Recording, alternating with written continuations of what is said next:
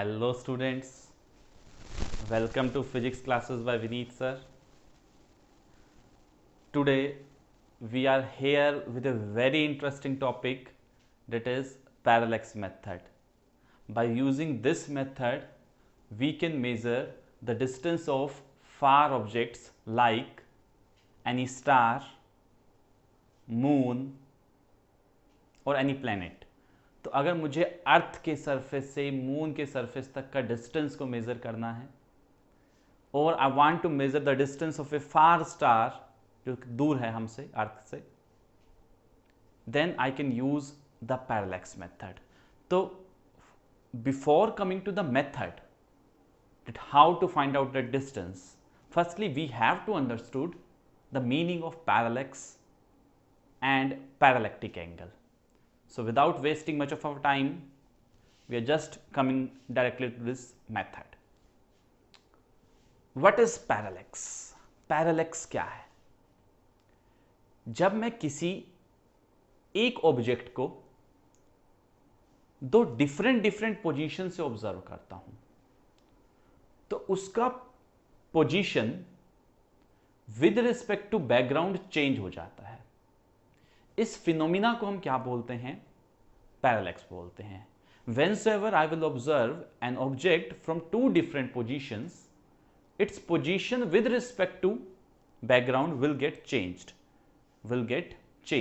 and this phenomena is known as the parallax, right? तो ऐसा actually में होता है क्या? पोजीशन चेंज होती है मैं अलग अलग पोजीशन से अगर ऑब्जर्व करूं विद रिस्पेक्ट टू बैकग्राउंड. तो इसके लिए I am just drawing a mark hair,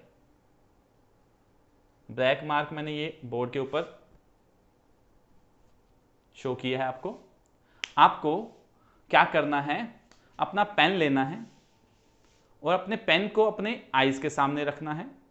now you have to observe this pen with respect to this dot, यानी कि आपको पेन जो है अपने आईज के सामने रखना है और इस पेन के सामने क्या होनी चाहिए? बैक, ये डॉट होना चाहिए. Now do one thing, close your one eye. आप अपनी लेफ्ट आई को क्लोज करें और सिर्फ राइट आई से इस पेन की पोजीशन विद रिस्पेक्ट टू ये डॉट देखें. अब आप अपनी राइट आई को क्लोज करें और लेफ्ट आई से पेन को यहीं पे रखा रहने दें, हाथ को यहीं पे रख के रखें. अपनी राइट आई को क्लोज करें और लेफ्ट आई से इसी पेन की पोजीशन आप इस डॉट के रिस्पेक्ट में देखें. जब आप पेन की टिप को ऑब्जर्व करेंगे with respect to this background, with respect to ये डॉट, और अगर आप लेफ्ट और राइट दो अलग अलग आईज से, एक बारी लेफ्ट से और एक बारी राइट से चेक करेंगे तो आपको इसकी पोजीशन चेंज दिखेगी. यस, आप करके देख सकते हैं इसे. Surprising but true. You just have to keep the tip of your pen. अब आपको इस टिप ऑफ पेन को सबसे पहले आपने लेफ्ट आई क्लोज करना है, राइट आई से ऑब्जर्व करना है. किसके रिस्पेक्ट में? बैकग्राउंड में. आपको टिप को देखना है इस बैकग्राउंड को कंसीडर करते हुए लाइक दिस. फिर आपने राइट आई को क्लोज करना है, लेफ्ट से देखना है, इस टिप को ऑब्जर्व करना है. And you will observe that the position of this tip is get changing with respect to background. With respect to background. इसी फिनोमिना को हम क्या कहते हैं? इसी फिनोमिना को हम पैरालैक्स कहते हैं. अच्छा, एक और एग्जांपल लेते हैं बेटा इसका. Just keep your pen like this. ठीक है, पेन रखा मैंने. ठीक है, अगर मुझे इस पेन को मैं अभी दोनों आईज से ऑब्जर्व कर रहा हूं और अपनी मुझे फिंगर को अगर इस पेन के ऊपर टच कराना है तो मैं इजिली टच करा सकता हूं. देखो, इजिली टच करा सकता हूं. पेन पे कराना है, I'm easily touch. Now do one thing, close your one eye. I'm just closing my left eye and observing from right eye. Now do the same thing. मैंने तो टच कराया था बट टच नहीं हुआ, ऐसा कैसे? Now observe with the other eye. Just close your right eye and do the same thing with left. This is this and ये finger जो है आपके पेन के ऊपर नहीं आएगी. हाँ, अगर 4-5 बारी करोगे, बिल्कुल प्रैक्टिस बना लोगे तो डेफिनेटली आएगी, but with the very first time ये फिंगर आपके पेन के ऊपर टच नहीं करेगी, ये उससे आगे या पीछे टच करेगी. बिकॉज जब आपने दोनों आई से देखा था तो आपका पोजीशन कुछ और था. जब आप सिर्फ एक आई से ऑब्जर्व कर रहे हैं तो आपको कुछ एक्चुअल पोजीशन से कुछ डिफरेंट पोजीशन नजर आ रहा है. तो इस फिनोमिना को हम क्या बोलते हैं? पैरेलैक्स बोलते हैं। इस फिनोमिना को क्या बोलते हैं? पैरेलैक्स बोलते हैं। ऐसा होता क्यों है? ऐसा होता इसलिए है भाई, जब मैं इसको दो पोजीशन से, ये मेरा बैकग्राउंड था, जब मैं इसको दो अलग अलग पोजीशन से ऑब्जर्व कर रहा हूं, लेट अस से दिस इज माय ऑब्जेक्ट, मेरा पेन का टिप है या मैं ऑब्जेक्ट है जिसको मैं ऑब्जर्व करना चाह रहा हूं विद रिस्पेक्ट टू बैकग्राउंड। अगर मैं इस पोजीशन से देखूंगा तो रेज मुझे ऐसे आती हुई दिखेगी, मुझे बैकग्राउंड के रिस्पेक्ट में यहां पे नजर आएगा ये। अगर इधर से देखूंगा तो मुझे रेज ऐसे नजर आती हुई दिखेगी, तो मेरी rays will be like this. तो मेरा बैकग्राउंड जो है, बैकग्राउंड के रिस्पेक्ट में मेरी पोजीशन जो है चेंज होगी, पोजीशन जो है चेंज होगी। So this is the parallax. तो पैरेलैक्स क्या है? Parallax is the change in the position of the object with respect to the background when we will observe it from two different position। अब ये जो दो different position है जहां से मैं ऑब्जर्व कर रहा हूं, इन दोनों पोजीशन के डिस्टेंस को हम बोलते हैं बेसिस। क्या बोलते हैं? Basis. Now I will just come to the definition. Parallax is the change in the position of an object with respect to the background when the object is seen from two different position। The distance between two position और observation point is called basis. तो दो अलग अलग जब मैं position से observe कर रहा हूं तो वहां पे क्या होगा? उस डिस्टेंस को मैं क्या बोलूंगा? बेसिस। तो जब मैंने इस पेन को ऑब्जर्व किया था, firstly with my right eye then with my left eye, तो यहां पे क्या बेसिस होगा? तो डिस्टेंस बिटवीन आईज, क्योंकि एक बार यहां से ऑब्जर्व किया, एक बार यहां से ऑब्जर्व किया, so distance between I hear is the basis, दो ऑब्जर्वेशन पॉइंट से। ठीक है, ये आपको समझ आया कि हमारा पैरेलैक्स क्या होता है? पैरेलैक्स क्या होता है? Now what is parallax angle? इस पैरेलैक्स एंगल को हम पैरेलैक्टिक एंगल भी बोल देते हैं। पैरेलैक्स एंगल और पैरेलैक्टिक एंगल। तो पैरेलैक्स एंगल और पैरेलैक्टिक एंगल हम समझ लेते हैं।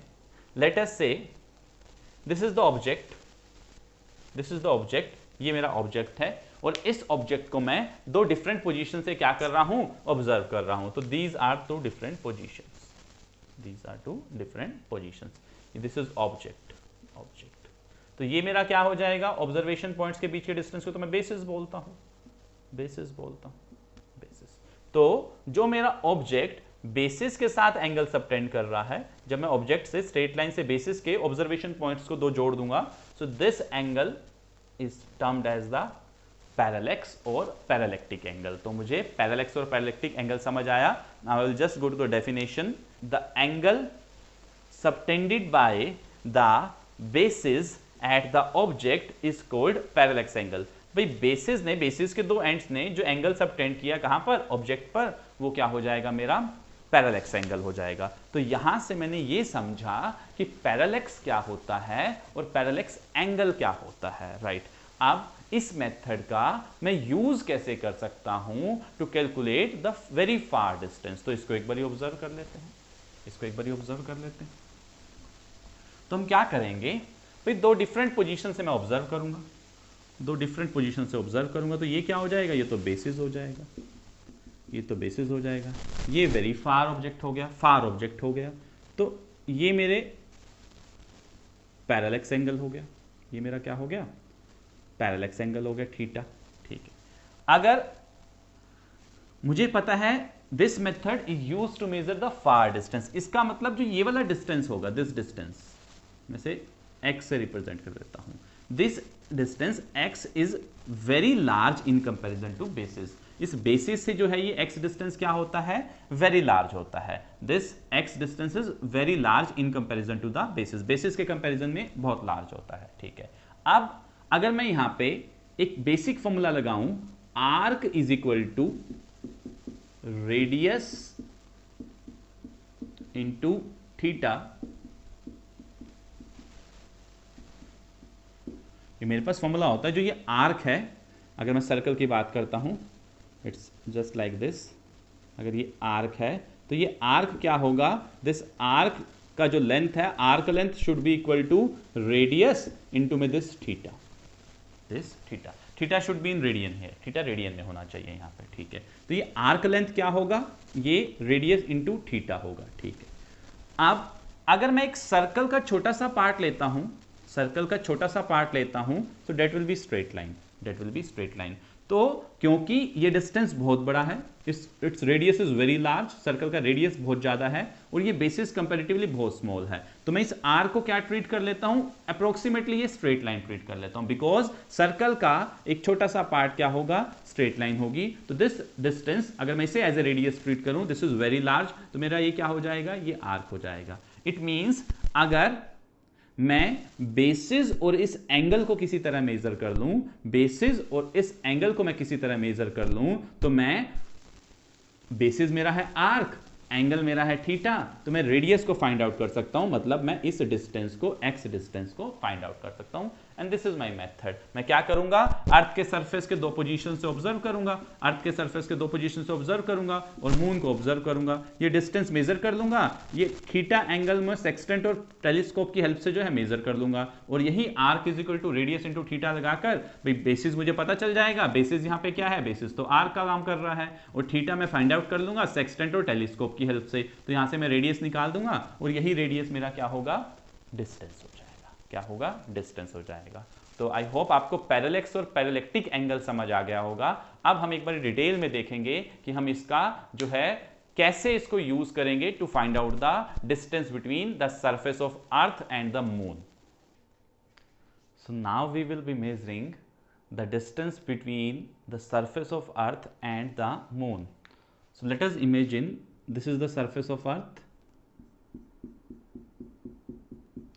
these are the 2 points from which I have to make the observation, and this is a far object, that is moon,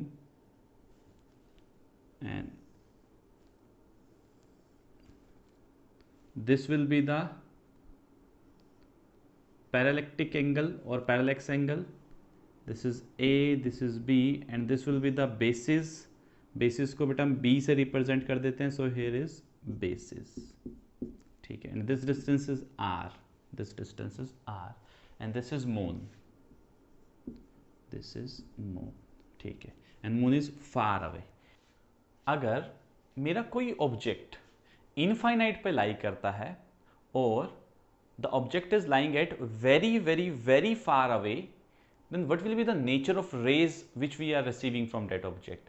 हमने 10th क्लास के अंदर पढ़ा था, जब भी हमारा object at very very far away होता है और इनफाइनाइट पे होता है, the rays which we receives are parallel, which we receives are parallel. Now I will consider a another star which is very very very far away. तो अगर मैं किसी एक और स्टार को कंसिडर करता हूं, मून का तो मुझे डिस्टेंस फाइंड आउट करना, डेट इज फार अवे। अब very very very far away अगर किसी स्टार को कंसिडर करूं, तो वहां से मेरे पास रेज क्या आएंगी, वहां से मेरे पास रेज आएगी पैरेलल। सो मुझे कैसे दिखेगा, पैरेलल रे मुझे आती हुई नजर आएगी, so this will be the parallel ray that is coming from very very far object, that is O dash. और अगर इसको यहां से ऑब्जर्व करूंगा तो यहां से भी मुझे पैरेलल आती हुई नजर आएगी, that is again O dash. तो मुझे नजर आ रही है पैरेलल आती हुई, ठीक है। So now if this angle is, ये एंगल जो है, if this angle is phi 1 and phi 1 and this angle is phi 2, ये एंगल phi 2 है, तो अगर यहां पे भी मैं एक पैरेलल बाइसेक्टर या लाइन ले लेता हूं, सो अगर ये एंगल phi 1 है तो by the geometry of this figure तो ये एंगल भी क्या हो जाएगा, this angle will also be, let me remove this, phi 1 हो जाएगा। And what will B this angle, इसकी अगर ज्योमेट्री से मैं देखूंगा मैथमेटिकल से, तो मेरे पास क्या हो जाएगा, ये phi 2 हो जाएगा। So as this angle is phi 1, so with the help of a geometry of this figure we can say this angle is phi 1, and if this angle is phi 2, with the help of geometry of the figure, shape or size or geometry of the figure, we can say this angle is phi 2. तो what will be the parallactic angle, parallactic angle तो मेरा ये complete होता था, तो पैरालैक्टिक angle क्या हो जाएगा, पैरालैक्टिक और parallax angle will be phi 1 plus phi 2, phi 1 plus phi 2, ठीक है, phi 1 plus phi 2। अब अगर मैं यहां पर arc is equal to radius into theta का फॉर्मूला लगाता हूं तो आर्क क्या है यहां पर, आर्क इज दिस, जिसको मैं बेसिस से रिप्रेजेंट कर रहा था भाई, क्योंकि this object is far away in comparison with this object, this is a very small distance. तो ये मुझे आपको समझाने के लिए मैंने बड़ा दिखाया है और अर्थ का सरफेस कर्व दिखाया, otherwise this distance is very large, this is very small. तो ये छोटा सा कर्व होगा, small curve is a straight line, तो ये नियर बाय स्ट्रेट लाइन होगा। तो मैं इस आर्क को क्या बोल सकता हूं, इस आर्क को बेसिस बोल सकता हूं। तो ये किससे रिप्रेजेंट हो जाएगा, बी से। रेडियस इज आर जो मुझे फाइंड आउट करना है, and theta is phi1 plus phi2, that is phi1 plus phi2। तो अब हम क्या करेंगे, टेलीस्कोप और सेक्सटेंट की डिवाइस से पहले मैं अपने टेलीस्कोप को very very very far object पे माउंट करूंगा, मैं इस ऑब्जेक्ट की पोजीशन को चेक करूंगा और फिर मैं इस पोजीशन से अपने टेलीस्कोप को मूव करूंगा मून की तरफ। तो सेक्सटेंट डिवाइस मुझे ये phi1 का वैल्यू बता देगा। Same process I will observe from B point. Firstly I will observe that same very very very far object, और उसके बाद मैं अपने टेलीस्कोप को मूव करूंगा और मून की तरफ चेक करूंगा। सेक्सटेंट डिवाइस मुझे एंगल बता देगा। तो ये phi1 और phi2 मेरे पास आ जाएगा by the geometry of this figure. अगर ये phi1 है तो this will also become phi1, if this is phi2 this will also become phi2। So I will get the value of phi1 and phi2। तो telescope और sextant की help से मुझे phi1 और phi2 आ जाएगा। b जो है मैं डायरेक्ट मेजरमेंट से मीटर रोड की हेल्प से मेजर कर लूंगा। तो यहां से मेरे पास r क्या आ जाएगा, r is equal to b upon phi1 plus phi2। तो यहां से मैं phi1 and phi2 must be in the radian. तो यहां से मैं r का वैल्यू निकाल लूंगा, that will be the distance of moon from the surface of earth. अब एक इसमें पॉइंट और कंसीडर करेंगे कि मैं ये दो अलग अलग पोजीशन ले रहा हूं, क्या मैं अपनी लेफ्ट आई और राइट आई को यूज करके इस डिस्टेंस को नहीं निकाल सकता? Why I have considered two distance, because अगर मैं अपनी लेफ्ट और राइट आई को कंसीडर करता हूं तो ये बेसिस का डिस्टेंस क्या है, डेट इज स्मॉल, और मून का डिस्टेंस क्या है, डेट इज फार। तो जैसे जैसे मैं इस डिस्टेंस को आगे करता रहूंगा the angle will become very small. आप देख रहे हैं this angle is bigger, this angle is smaller, this angle is smaller, this angle is smaller. तो जब हम मून तक पहुंचेंगे तो the angle subtended by the basis at the moon that will become very very small and it's not possible for us to measure such a small angle। इसलिए we are just considering two different location। तो हम यहाँ पर two different locations को find out कर रहे हैं। Simply जो आपका पैरेलैक्स मेथड है उसमें हमने arc is equal to radius into theta वाला मेथड यूज किया है। थीटा का वैल्यू मैंने सेक्सटेंट और टेलीस्कोप की हेल्प से फाइंड आउट किया है और फाइनली मेरे पास आर का जो वैल्यू अटेन हो गया है। आई होप आपको ये मेथड क्लियर हो गया होगा। In case of any doubt in this method, you can text me on the WhatsApp or you can drop the comment on the YouTube.